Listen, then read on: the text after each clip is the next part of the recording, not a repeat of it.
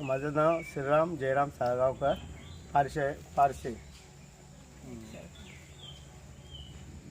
अंदू तुवें ही हळद आणि आले केला तेका खातीर तुका ही हळदीची खंयच्यान ही प्रेरणा मेळ्ळी? आमकां कृषी खात्यान हळद आत्माच्या अंडर हळद दिल्ली आणि आले दिल्ले आणि पोरू सुद्दां आमकां ही हळद दिल्ली आणि अंदू नवीन आमकां आले दिले.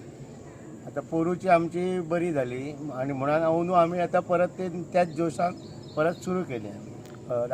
हळद ही कितल्या दिसांनी जाता? हळद हळद तयार हळद एक 12 महिन्यांनी जाता, म्हणजे एका वर्सान जाता आणि 9 महिन्याची असता.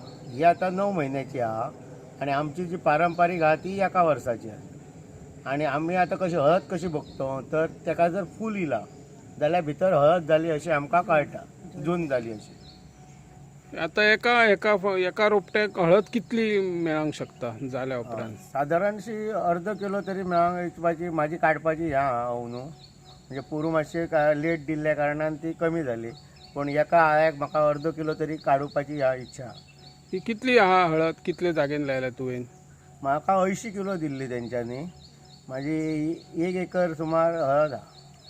आता तुवें ही हळद अशी ओपन जागेरूय केला आणि काजी काजीन आमी रानान पळयले की तू हळद लायल्या, थंय आले लायल्या.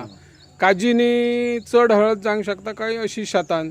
काजीनी म्हाका दिसता चड हळद जावंक शकता, कित्याक तेका सावय आसता आणि स्पेसय गावता आणि बरी म्हणजे माती भुसभुशीत असता आणि थंडाय असता. आणि तेतून काय असता, काजीनी थंडाय आणि भुसभुशीत माती असल्या कारणान चड एफर्ट सुद्दां चड घेवंक गावना.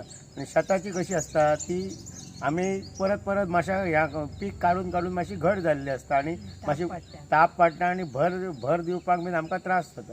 काजीनी मातशी बरी जाता.